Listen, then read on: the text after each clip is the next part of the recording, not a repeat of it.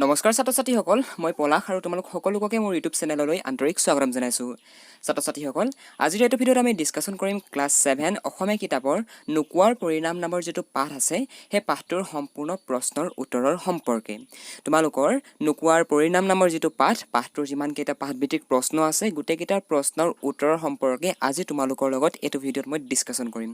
গতিকে তোমালোকে যদি ক্লাছ 7ত পঢ়ি আছা তেনেহ'লে আজিৰ এইটো ভিডিঅ' তোমালোকে শেষলৈকে মনোযোগসহ চাই থাকিবা এক নম্বৰ প্ৰশ্নটো হৈছে সোণ মিলি শৈলহঁতে কিয় বকুল ফুল বুটলিছিল উত্তৰত লিখিবা সোণমণি শৈলহঁতে গ্ৰীষ্মবন্ধৰ আগদিনা ছাৰ বাইদেউ সকলোকে মালা পিন্ধাই শ্ৰদ্ধা জনাবলৈ সোণ মিলি শৈলহঁতে বকুল ফুল বুটলিছিল তোমালোকে যি ধৰণে গ্ৰীষ্মবন্ধৰ আগদিনাখনি মানে যিদিনাখন নেকি গৰম বন্ধ দিব তাৰ আগদিনাখনি যি ধৰণে স্কুললৈ গৈ ছাৰ বাইদেউ সকলক মালা পিন্ধোৱা যে ফুলৰ চ' সেইটো কাৰণেই সোণ মিলি আৰু শৈলহঁতে কি কৰিছিলে বকুল ফুল গোটাইছিল বুজি পাইছা 2 নম্বৰ প্ৰশ্ন হৈছে চোৱাচোন ফুলবোৰ কিমান সতেজ আৰু জীপাল কথাষাৰি কোনে কাক কৈছিল উত্তৰত লিখিবা উক্ত কথাষাৰ মালতীয়ে সোণ মিলিক কৈছিল নেক্সট প্ৰশ্নটো মন কৰা সাংস্কৃতিক অনুষ্ঠানৰ আৰম্ভণিতে কোনটো গীত গাইছিল উত্তৰত লিখিবা সাংস্কৃতিক অনুষ্ঠানৰ আৰম্ভণিতে শ্ৰী শ্ৰী মাধৱদেৱৰ বিৰচিত তেজৰে কমলাপতি বৰগীতটো গাইছিল ছাত্ৰ ছাত্ৰীসকল নেক্সট প্ৰশ্নটো মন কৰা নাচি থাকোঁতে কোন মূৰ্ছা গৈছিল উত্তৰত হৈছে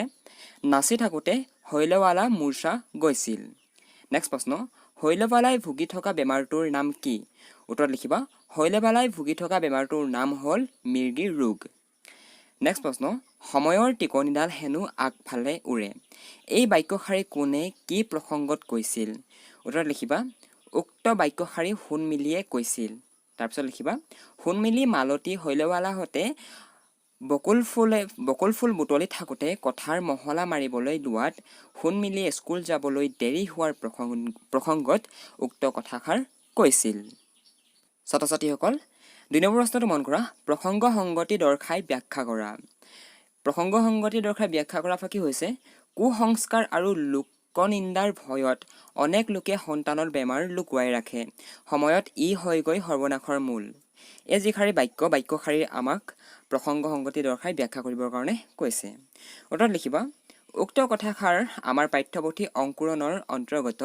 নোকোৱাৰ পৰিণাম নামৰ পাঠটিৰ পৰা তুলি অনা হৈছে তাৰপিছত তোমালোকে পেৰেগ্ৰাফটো চেঞ্জ কৰি পিনে সংগতি বুলি লিখিবলৈ আৰম্ভ কৰিবা যে সাংস্কৃতিক অনুষ্ঠানত শৈলৱালা মূৰ্ছিত হৈ যোৱাত চিকিৎসকে আহি চিকিৎসা কৰাত শৈলৱালাৰ গুৰুতৰ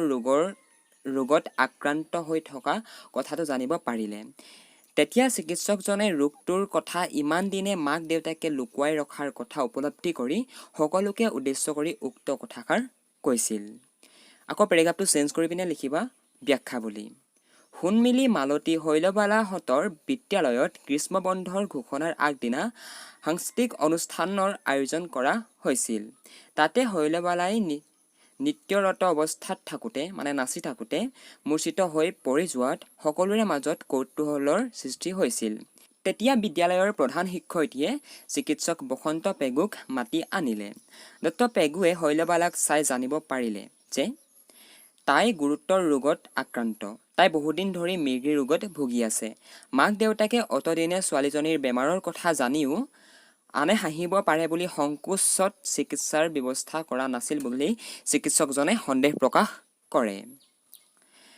তাৰপিছত লিখিবা তেতিয়া তেখেতে উক্ত কথাষাৰৰ জৰিয়তে এই বিষয়ে সজাগ কৰিব বিচাৰিলে যে লোকনিন্দা অথবা কুসংস্কাৰৰ বাবে উপযুক্ত সময়ত বেমাৰৰ চিকিৎসা নকৰিলে পিছলৈ ই ভয়ংকৰ পৰিণাম দিব পাৰে বা পিছলৈ ইয়াৰ পৰিণাম ভয়ংকৰ হ'ব পাৰে এতিয়া ছাত্ৰ ছাত্ৰীসকল এই যিষাৰি ব্যাখ্যা কৰাৰ ফাকে যদি আমি এটা সামাৰাইজ কৰিব যাওঁ এটা সামাৰি উলিয়াব যাওঁ তেনেহ'লে ইয়াৰ দ্বাৰা এইটো কথা বুজোৱা গৈছে যে আমাৰ সমাজত এনেকুৱা কিছুমান মানুহ থাকে যাৰ নেকি বহুত মৰাত্মক বেমাৰ থাকে ঠিক আছে কাৰোবাৰ হয়তো HIV থাকিব পাৰে কাৰোবাৰ হয়তো এনেকুৱা মিৰ্গী বেমাৰ থাকিব পাৰে চ' এই যিবিলাক বেমাৰ এই বেমাৰবিলাক মানুহে ভয় কৰে যে সেই বেমাৰটোৰ বিষয়ে যদি বেলেগ মানুহে জানে তেতিয়া তেওঁলোকক নিন্দা কৰিব তেওঁলোকক ভাল চকুৱে নেচাব চ' নিজৰ আত্মসন্মানৰ কথা ভাবি মানুহবিলাকে এনেকুৱা ধৰণৰ যিবিলাক মৰাত্মক বেমাৰ এই বেমাৰবিলাকৰ বিষয়ে মানুহক নজনাটো দূৰৰে কথা চিকিৎসাও নকৰে ফলত কি হয় সেই বেমাৰসমূহে এটা সময়ত গৈ পিনে বহুত এটা বেয়া ৰূপ লয় বুজি পাইছা আৰু সেই কথাটোকে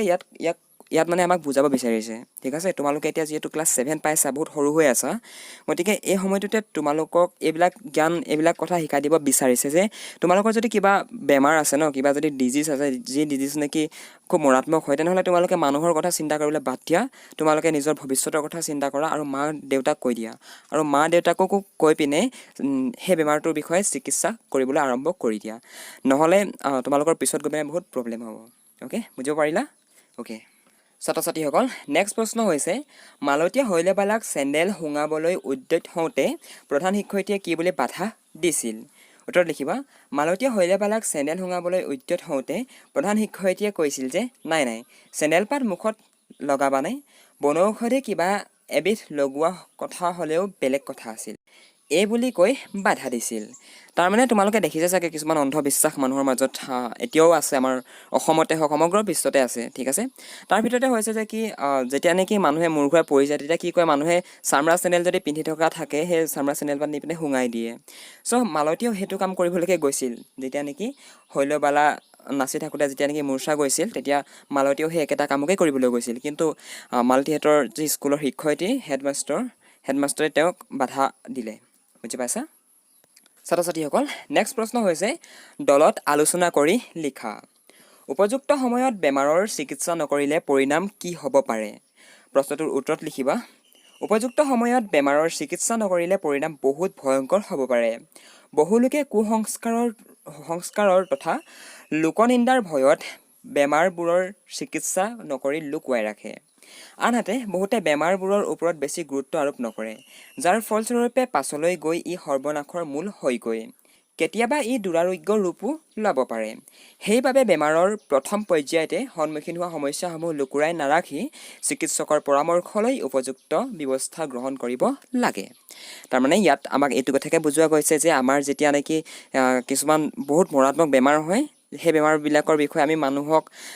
যদি আমি অৱগত কৰিবলৈ টান পাওঁ যদি আমি ভয় কৰোঁ যে আনে কি ক'ব মানে বেলেগ মানুহে আমাৰ বিষয়ে কি ভাবিব আমাৰ যদি বেমাৰটোৰ কথা তেওঁলোকে গম পাই যায় তেনেহ'লে আমাৰ ঘৰলৈ নাহিব আমুক তামুক এই কথাবিলাক আমি চিন্তা কৰিব নালাগে কাৰণ মানুহৰ সদায় নিজৰ জীৱনটো ফাৰ্ষ্ট হয় ঠিক আছে গতিকে সেইকাৰণে তোমালোকৰ যদি কিবা এনেকুৱা বেমাৰ হয় ন বেমাৰ হোৱাৰ প্ৰথম পৰ্যায়টোতে যদি তোমালোকে ভালদৰে চিকিৎসা নকৰা তেনেহ'লে সেই বেমাৰটোৱে এটা সময়ত এটা বহুত ডাঙৰ মাৰাত্মক ৰূপ ধাৰণ কৰিব বুজি পাইছা গতিকে তোমালোকৰ যি বেমাৰটো প্ৰথম পৰ্যায়তে তোমালোকে বেমাৰটোৰ চিকিৎসা কৰাটো প্ৰয়োজনীয় অ'কে এই প্ৰশ্নটোৰ উত্তৰটোৰ দ্বাৰা আমাক এইখিনি কথাকে বুজাব বিচৰা গৈছে ছাত্ৰ ছাত্ৰীসকল এইখিনি আছিলে তোমালোকৰ নোকোৱাৰ পৰিণাম নামৰ যিটো পাঠটোৰ কমপ্লিট প্ৰশ্ন উত্তৰ আৰু তোমালোকৰ তাত একেবাৰে পাঠটোৰ শেষত যিকেইটা ভাষাভিত্তিক প্ৰশ্নৰ উত্তৰ আছে সেইকেইটা মই তোমালোকক দেখাই দিছোঁ আৰু তোমালোকে মন কৰা 5 নম্বৰ প্ৰশ্নটো তলৰ সম্বন্ধবাচক শব্দকেইটা ভাঙি দেখুওৱা এই ভাঙি দেখুওৱা সম্বন্ধবাচক শব্দকেইটাৰ উত্তৰকেইটা হৈছে এইকেইটা তোমালোকে নোট কৰি ল'বা আৰু ছাত্ৰ ছাত্ৰীসকল 6 নম্বৰ প্ৰশ্নটোৰ উত্তৰকেইটা হৈছে এইকেইটা তোমালোকে এইকেইটাও তোমালোকে নিজৰ বহীত লিখি ল'বা নতুবা নিজৰ কিতাপতে চিন দি ল'বা ঠিক আছে আৰু ছাত্ৰ ছাত্ৰীসকল তোমালোকৰ যিটো নোকোৱাৰ পৰিণাম নামৰ পাঠটোৰ একেবাৰে শেষৰ প্ৰশ্নটো হৈছে এইটো আৰু এইটো প্ৰশ্নৰ উত্তৰ তোমালোকে এনেকুৱা ধৰণে লিখি ল'বা ঠিক আছে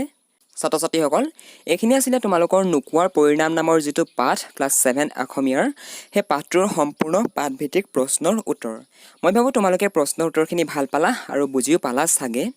যদি বুজি পালা তেনেহ'লে ভিডিঅ'টো এটা লাইক কৰি দিবলৈ নাপাহৰিবা আৰু মোৰ চেনেলত যদি প্ৰথমবাৰৰ কাৰণে ভিজিট কৰিছা তেনেহ'লে ভিডিঅ'টো এটা লাইক কৰাৰ লগতে চেনেলটো ছাবস্ক্ৰাইব কৰি বেল আইকনটো প্ৰেছ কৰি পিনে অল নটিফিকেশ্যনত ক্লিক কৰি ল'বা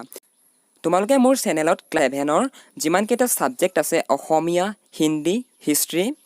ছ'চিয়েল ছায়েন্স বিজ্ঞান মেথছ যিমানকেইটা ছাবজেক্ট আছে গোটেইকেইটা ছাবজেক্টৰ যিসমূহ ক্লাছ সেই ক্লাছসমূহ তোমালোকে পাই যাবা গতিকে মোৰ চেনেলটো ছাবস্ক্ৰাইব কৰি বেল আইকনটো প্ৰেছ কৰি ল'বলৈ নাপাহৰিবা আৰু ছাত্ৰ ছাত্ৰীসকল তোমালোকে যদি ক্লাছ 7 অসমীয়া কিতাপৰ যিসমূহ কুৱেশ্যন আনচাৰ সেই কুৱেশ্যন আনচাৰসমূহৰ যদি বুকখন ডাউনলোড কৰিবলৈ বিচৰা তেনেহ'লে ভিডিঅ'টো তলৰ ডেছক্ৰিপশ্যন চেক কৰা তাত এটা লিংক দিয়া আছে সেই লিংকত ক্লিক কৰি তোমালোকে মোৰ ভিডিঅ'ত মই তোমালোকক যিবিলাক কুৱেশ্যন আনচাৰ দেখাই থাকোঁ সেই কুৱেশ্যন আনচাৰবিলাকৰ এটা PDF ফৰ্মেট ডাউনলোড কৰিবলৈ সক্ষম হ'বা ঠিক আছে